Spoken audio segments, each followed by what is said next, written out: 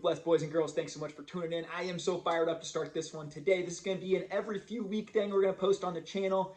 It is positive news from all around the world. Today I went out, I gathered, I searched the ends of the earth for some really good, feel-good stories. We're going to watch them, we're going to talk about them, we're going to feel good together and kind of do this as a thing moving forward.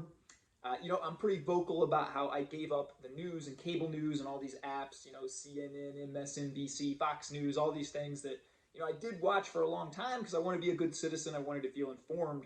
But what I really had a big realization was these companies aren't really just providing a service for you, trying to inform you.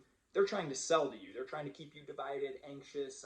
Their biggest ad sponsor is always these pharmaceutical companies that are selling you drugs. So they have an incentive to keep you watching and keep you worried. We got pandemics, we got wars, we got inflation, we got woke culture, we got, all these things that they're going to convince you is just the end of the world all the time. And it's humorous if you actually go back and read 5, 10, 15 years ago what some of these news articles reported was the end of the world. And, it just kind of levels you and puts you in a spot where, maybe they're incentivized to keep you really fearful, keep you really anxious and all these things. So we are going to do the opposite of that today, guys. I got 6 really feel-good stories for you guys as we journey along here. If you guys have any submissions for the next one, too, put them below. I'd love to hear you guys' comments on any of these. The first really good feel-good story, I love this man right here, man. I'm going to highlight him up here. This is Pastor Leo Robinson. I love this guy out of Flint, Michigan, man.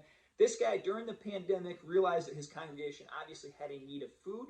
They're in a low-income area, and so what he started doing is, hey, free meals for everybody. Well, then he got to know a lot of people in his congregation, and what he started realizing was they have no access to laundromats. That these people had a big need for public laundry, that a lot of them didn't have laundry, and that the closest one was 4 miles away. What that meant was a lot of these people were having then to take public transportation just to do their laundry. So imagine you're trying to spend $2-3 to get your laundry done. Well, then you got to take an Uber. So you're spending $12 to get there and $12 back. Well, now it's a lot more expensive to do that a few times a week. Maybe you got a bigger family and you got to do it daily. That can really add up, especially in hard times. So what this young man did, what this hero did right here is he started to slowly but surely get donations, take in these other things, and created a laundromat in their church that now services everybody else. I think this is a really amazing thing. I think there's a lot of awesome takeaways from this.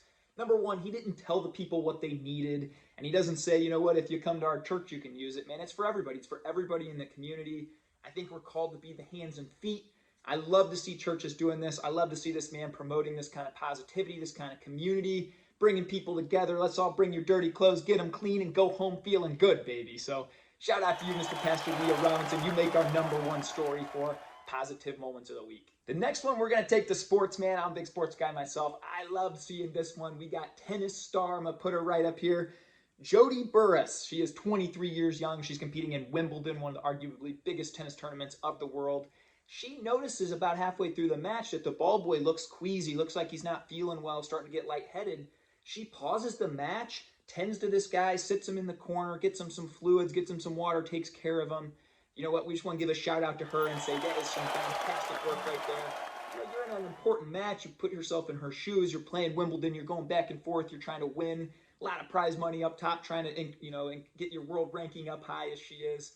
And then, you take the time to notice what the ball boy is doing, and I think this is a lesson we can all learn. I talk often about maybe when you go out to eat, maybe you think about how the servers are doing, not what they can give you, but how you can bless their night. Well, I think this is a perfect example of this that she gave us, where she really took time out, saw how he was doing, and made sure that he was okay and helped him. She actually ended up losing this match, unfortunately, but she did gain a big fan in me, and I hope a big fan in you guys, too. Throw her a follow on social. Let's cheer her on, and I love to see that good sportsmanship. The third one here today, guys, and this one, I'd love your comments down below, but I thought this was a big-time W. Now, I mentioned earlier, I don't watch any of the news, but this one perked me up. This is, I always say if the story's big enough, it'll find you. This one, to be honest, got me a little queasy when I saw it. They had what is called the Disinformation Board, and this board was headed by this young lady up here. Her name is Nina Jankowicz, and this was created by this administration to stop disinformation. Now, a lot of people, when this came out, started talking about, holy cow, what this reminds me of is 1984 George Orwell book, where they had the Ministry of Truth. And it brings up a lot of things. Who's checking these fact checkers? Do they have a political agenda? What do they want? What are they trying to suppress and censor? We came out of a pandemic where a lot of really smart people were getting censored and losing their platforms for just kind of questioning some of the narratives, right? So it really makes me nervous when they're going to start taking information down or saying, hey, we're allowed this, we won't allow this. Because, people are humans, they're always going to have their agenda. So I was very happy to see that after only 3 weeks, we the people pushed back and kind of said, you know what, we don't really want this. We don't think it's a good thing. And credit to the administration. They listened, they disbanded it after 3 weeks. In the history of mankind, I don't think censorship has ever worked out well. I think you can go back and study history and everywhere you look, and I think that we want to be a society of free-flowing ideas. Now, that may or may not mean that you like every idea. I sure as heck don't that one side puts out or another side puts out. But I think that's how we advance as a society is, we test things, we see what works, what doesn't, and if one side is essentially going to try and censor the other side or censor any dissenting information, that becomes very problematic. And so I think this was a massive W for our society moving forward. Moving kind of into that for our next story, this I thought was a massive one too. And look, I'm going to give a shout out here to a company I never thought I'd give a shout out to. It's Netflix, baby. Now look, I canceled Netflix like 29, 30 months ago. Don't look back. I actually, life has gotten a whole lot fuller and better since we gave that up. We're on to side hustles. We're on to fitness. We're on to making our relationships better, creating income streams, all this stuff, instead of watching shows. But I do know that a lot of people love to still watch Netflix. They like shows. And so, Netflix is a cool company for a lot of people. Well, what their CEO came out and said, and I think this is long past due, but a major W for society and for our culture, is he said, you know what, all the woke employees, all you people that are just constantly complaining, picketing, threatening to leave, threatening to sue, all these things over, maybe us putting out a piece of content that you don't agree with, you can leave. We are no longer going to bow to this woke crowd, this mob of people that are offended at every single little thing. You know what? We're going to put out the content we want, and then people can decide whether they want to watch it or not. Now, the piece in question was over a Dave Chappelle piece, I believe. I've never seen this Dave Chappelle piece. I do think Dave Chappelle's quite funny, but I, again, don't have Netflix, haven't watched the piece. But apparently there's a couple of anti-trans or alleged anti-trans quotes in there that a lot of people were unhappy about.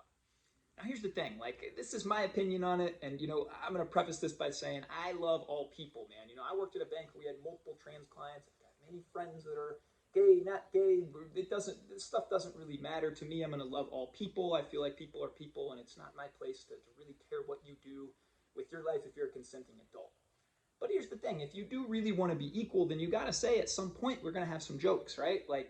If the trans community really does want to be equal, then maybe it's not a terrible thing that a guy like Dave Chappelle is going to point out a few little funny things about it or something like that.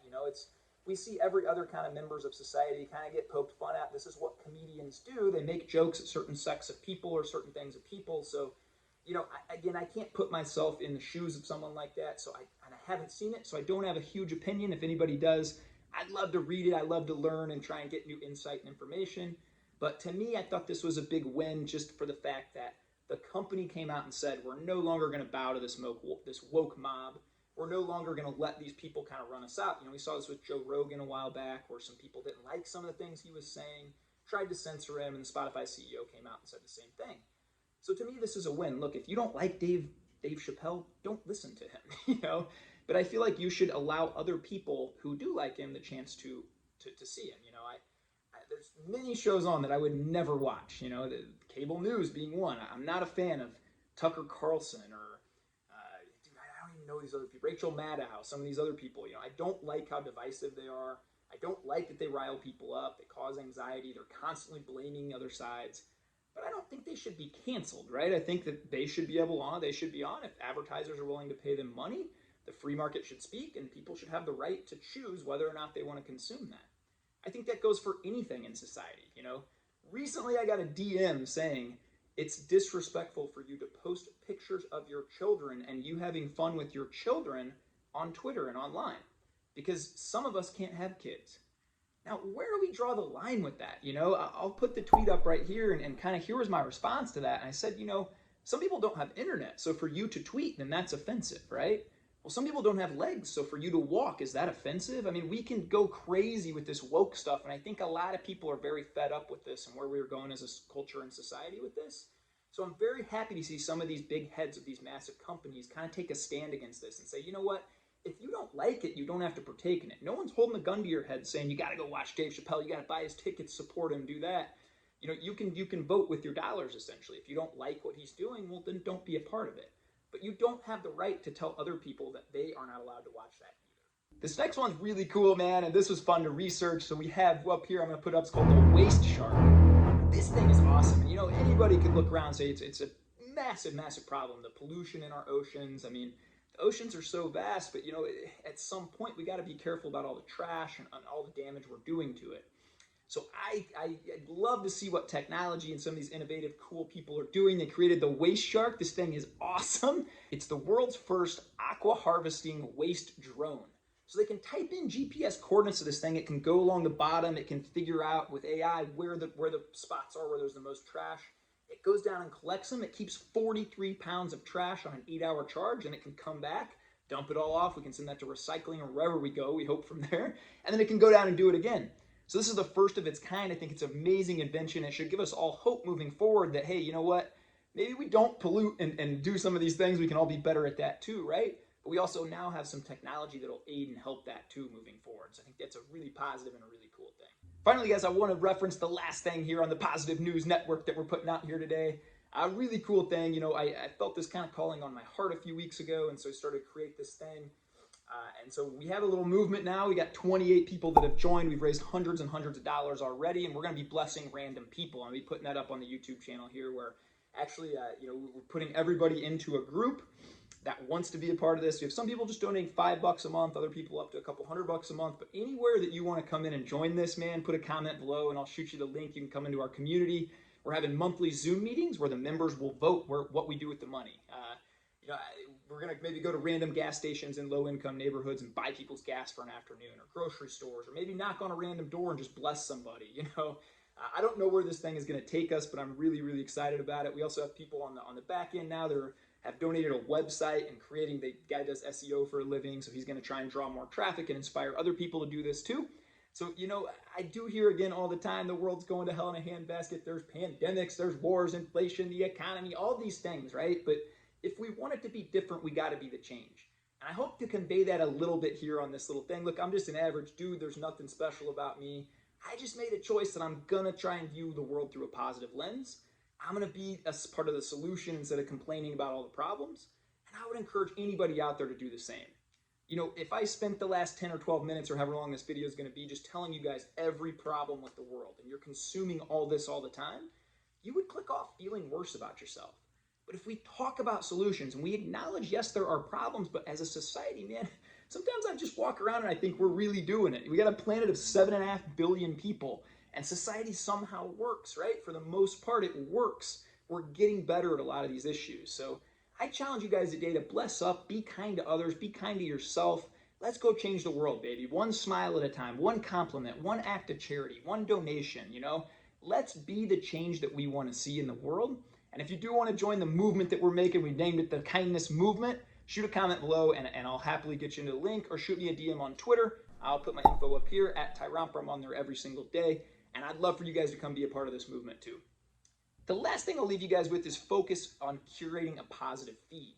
Again, if you consume a lot of negativity, if you're a person that was like I used to be a few years ago, 4 or 5 years ago, and log in every morning and read the daily news through my Fox News, my CNN, all these apps, and then put it on TV all day, I was always stressed out. I was on anxiety meds, to be honest. Looking back, I think that's a direct result of what I was allowing to come into my mind. So I challenge you guys today to curate a more positive feed. Again, smile, go first, Don't go into a store and say, oh man, I can't believe how rude they were. You take the initiative, you be in control, you make their day, you be kind. It doesn't have to be with dollars, doesn't have to be with donations, anything like that. We can all change the world every day by going out, being kind to people, having kind interactions online, whether we vote like them, disagree with them, whatever that is, we can be respectful, and we can change the world through kindness, guys. So I hope you have the most blessed day of your life. Thanks for tuning in. Let's go bless somebody else, and let's have the best day of our lives. Thanks for tuning in.